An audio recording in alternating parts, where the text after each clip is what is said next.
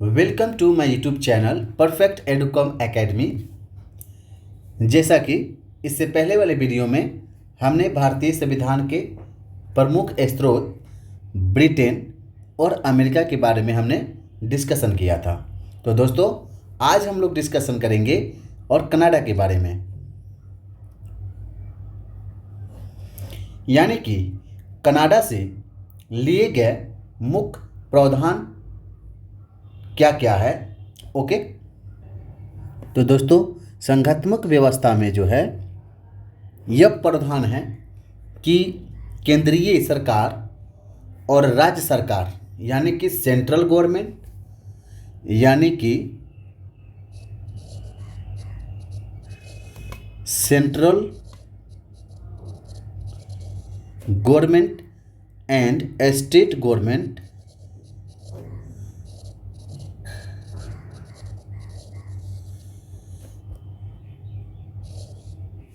जो है एक जोड़ होता है। ठीक है, यानी कि केंद्रीय सरकार और राज्य सरकार में एक जोड़ होता है, पेयर होता है, और इसमें केंद्रीय और राज्य सरकारों के बीच में जो है शक्तियों का विभाजन होता है। क्या होता है इसमें? शक्तियों का विभाजन होता है। ठीक है, यानी कि जो है पावर का जो है डिवाइड होता है, शक्तियों का जो है विभाजन होता है, जिसकी वजह से दोनों सरकार स्वतंत्र रूप में कार्य करती है। और इसके वजह से ही है, इसके कारण जो है जो दोनों सरकार जो हैं, दोनों गवर्नमेंट हैं, वो स्वतंत्र रूप से जो है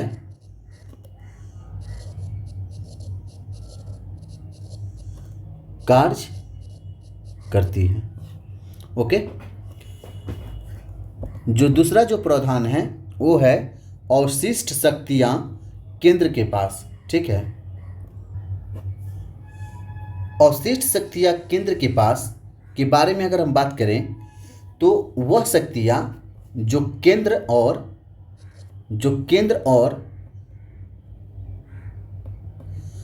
केंद्र और राज्य सरकारों में दोनों के ही जो है पास नहीं आती है और बची रह जाती है, तो उस स्थिति में वो शक्ति जो है केंद्र के ही जो है पास जाएंगी और सरकार उन पर अपना अधिकार नहीं डाल सकती।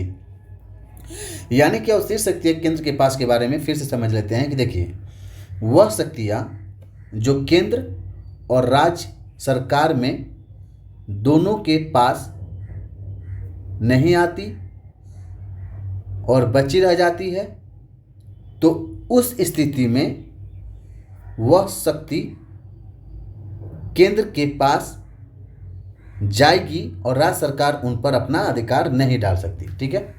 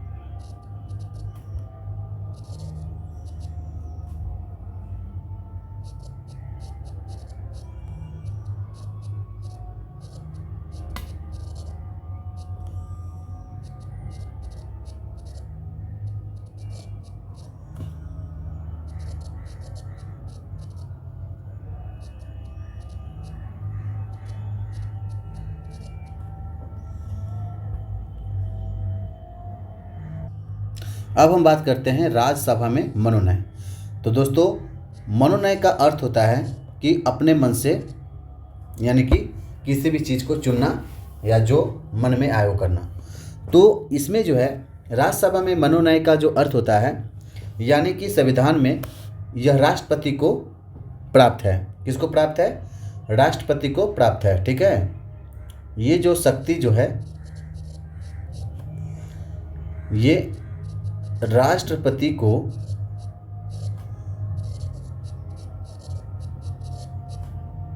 प्राप्त है।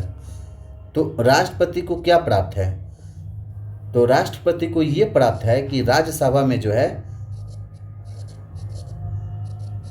राज्यसभा में 12 सदस्यों को जो है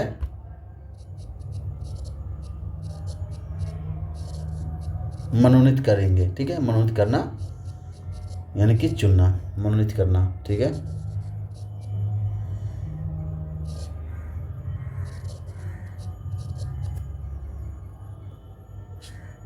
ठीक है। अब हम बात करेंगे संविधान संशोधन जो है वो दक्षिण अफ्रीका से जो है लिया गया है। ठीक है, संविधान का जो संशोधन है कहाँ से लिया गया है? तो ये जो है हमारा दक्षिण अफ्रीका से लिया गया है। संविधान संशोधन में आखिर होता क्या है, क्या क्या होता है? तो देखिए, संविधान संशोधन की व्यवस्था भारतीय संविधान में दक्षिण अफ्रीका से लिया गया है। सबसे पहले बात यह है। ठीक है,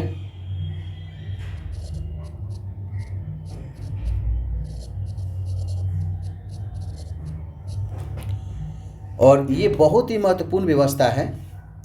ये जो है वेरी वेरी इम्पोर्टेंट है, क्योंकि हमेशा परिस्थिति एक जैसी नहीं रहती।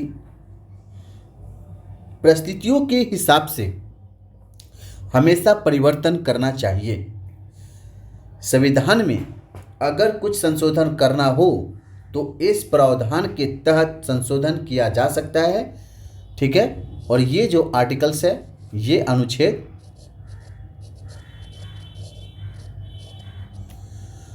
368 के तहत मिलता है। ठीक है, अब हम बात करेंगे भारतीय संविधान के प्रमुख स्रोत जो है फ्रांस से रिलेटेड, यानी कि फ्रांस से क्या क्या प्रावधान जो है लिया गया है। तो दोस्तों, फ्रांस से जो है समानता, स्वतंत्रता और बंधुत्व को जो है लिया गया है, और गणतंत्र को भी जो है फ्रांस से ही लिया गया है। तो सबसे पहले हम समानता, स्वतंत्रता और बंधुत्व के बारे में जानते हैं। तो फ्रांस की क्रांति में समानता, स्वतंत्रता और बंधुत्व जो है ये तीन शब्द बहुत ज़्यादा प्रचलित थी। ठीक है, उनकी क्रांति में इन शब्दों का बहुत प्रयोग हुआ था। ठीक है, भारत के संविधान में भी जो है इन तीन शब्दों को जो है फ्रांस से ही लिया गया है। ठीक है, ओके। अब आते हैं गणतंत्र के बारे में। तो इस व्यवस्था में जो जनता द्वारा चुने गए प्रतिनिधि ही संचालन करेंगे। इसमें कुछ भी वंशानुगत नहीं होगा। तो दोस्तों, अब हम बात करेंगे ऑस्ट्रेलिया से जो है क्या क्या प्रावधान लिया गया है। तो समवर्ती सूची जो है ये ऑस्ट्रेलिया से लिया गया है, और संयुक्त अधिवेशन जो है ये ऑस्ट्रेलिया से ही लिया गया है। तो समवर्ती सूची क्या है? तो देखिए, ये जो है केंद्रीय और राज्य सूची से अलग वह सूची है जिसमें केंद्रीय और राज्य सरकार दोनों ही जो है कानून बना सकते हैं। ठीक है, अब हम बात करते हैं, जैसा कि यहाँ पे आप देख सकते हैं, अब हम बात करते हैं संयुक्त अधिवेशन। तो देखिए, विधेयक जो है यानी कि बिल से जुड़े कार्य संसद में होते हैं। जितना भी बिल से संबंधित जो कार्य होते हैं कहाँ होते हैं? तो संसद में होते हैं। कहाँ होते हैं? तो होते हैं संसद में, ठीक है, संसद में। और यदि कोई विधेयक राज्यसभा और लोकसभा में अलग अलग पारित नहीं हो पाता है, अलग कोई विधेयक है और राज्यसभा और लोकसभा में अलग अलग पारित नहीं हो पाता है, तो उस स्थिति में राष्ट्रपति एक संयुक्त अधिवेशन बुला सकते हैं जिसमें दोनों सदन की जो कार्यवाही साथ में होती है और उसकी अध्यक्षता लोकसभा के जो है अध्यक्ष करते हैं, ठीक है। और इसका जो उल्लेख है वो 108 में मिलता है, अनुच्छेद 108 में, ठीक है, ओके, जैसा कि आप यहाँ पे देख सकते हैं, ठीक है। इसकी जो अध्यक्षता कौन करता है? तो लोकसभा के अध्यक्ष करते हैं, ठीक है। संयुक्त अधिवेशन की अध्यक्षता लोकसभा के अध्यक्ष करते हैं। अब हम बात करते हैं जर्मनी के बारे में। तो जर्मनी से जो है आपात के समय और मूल अधिकार का जो खंडन है वो लिया गया है जर्मनी से, इमरजेंसी सेवा जो है जर्मनी से लिया गया है, ठीक है। तो भारतीय संविधान में यह प्रावधान है कि आपातकाल के समय जो संविधान के तहत नागरिकों को जो मौलिक अधिकार दिए जाते हैं वो मौलिक अधिकार आपातकाल के समय समाप्त हो जाते हैं और कोई भी न्यायालय में इसके खिलाफ अपनी याचिका दर्ज नहीं कर सकता, ठीक है। अब हम बात करते हैं जापान, यानी कि जापान से जो है विधि द्वारा स्थापित प्रक्रिया का जो है प्रावधान लिया गया है, ठीक है।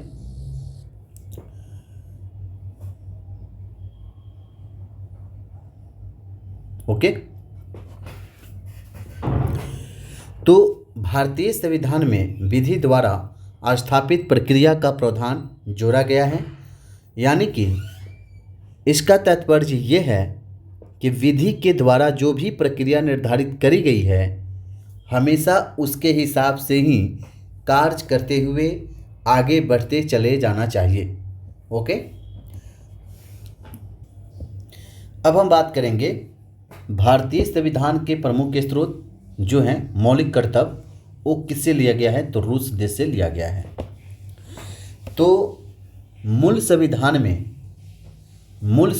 में मौलिक कर्तव्य का प्रावधान नहीं था।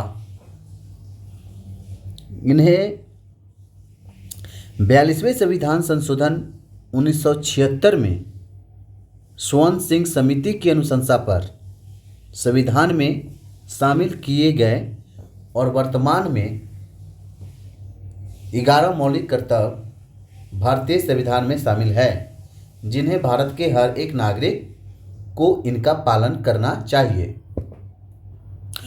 तो दोस्तों ये रहा आपका जो है रूस से संबंधित जो मौलिक कर्तव्य के बारे में, ओके। तो यहाँ तक हम जो है हमने बात किया भारतीय संविधान के स्रोत के बारे में, और इसके पहले वाले वीडियो में हमने ब्रिटेन और अमेरिका के बारे में डिस्कशन किया है, तो आप चाहें तो वहाँ से देख सकते हैं। जैसा कि यहाँ पे आप देख सकते हैं ब्रिटेन से जो है संसदीय शासन व्यवस्था लिया गया है, ब्रिटेन संसदीय विशेषाधिकार भी ब्रिटेन से लिया गया है, और विधि का जो शासन है वो ब्रिटेन से ही लिया गया है। एकल नागरिकता के बारे में अगर बात करते हैं तो हमारा ब्रिटेन से लिया गया है, और मंत्रिमंडल व्यवस्था जो है वो ब्रिटेन से ही लिया गया है। तो जैसे कि हमने पिछले वाले वीडियो में हमने डिस्कशन किया है, और संयुक्त राज्य अमेरिका के बारे में भी जो मौलिक अधिकार, न्यायिक पुनरावलोकन और संविधान की सर्वोच्चता, निर्वाचित राष्ट्रपति, महाभियोग, जो ये सब संयुक्त राज्य अमेरिका से लिए गए हैं, ओके। भारतीय संविधान के प्रमुख स्रोत जो यहाँ पे आप ट्रिक से याद कर सकते हैं कि अकबर आज फिर दक्षिण अफ्रीका आजा, अकबर आज फिर दक्षिण अफ्रीका आजा। तो दोस्तों अ फॉर अमेरिका, क फॉर कनाडा, ब फॉर ब्रिटेन, र फॉर रूस, आ फॉर आयरलैंड, ज फॉर जर्मनी, दक्षिण अफ्रीका, आ फॉर ऑस्ट्रेलिया, जा फॉर जापान, ओके। भारतीय संविधान के विदेशी स्रोत जो हैं लिए गए हैं वो इस ट्रिक से याद कर सकते हैं कि कंस के रूप में फ्रॉग है। ठीक है, कौन कंस के रूप में फ्रॉग है, यानी कि कनाडा से जो है संघात्मक जो है वो कनाडा से लिया गया है, मूल कर्तव्य जो है रूस से लिया गया है, और गणतंत्रता जो है वो लिया गया है फ्रांस से लिया गया है। ठीक है, ओके फ्रेंड, तब तक के लिए हम यहाँ से विदा लेते हैं और थैंक्स फॉर वाचिंग वीडियोज। अब इसके नेक्स्ट क्लास में हम लोग इससे संबंधित जो है जो एग्ज़ाम में पूछे गए क्वेश्चन है प्रीवियस ईयर, उसके बारे में हम डिस्कशन करेंगे। तब तक के लिए अलविदा कहता हूँ। Thanks for watching videos.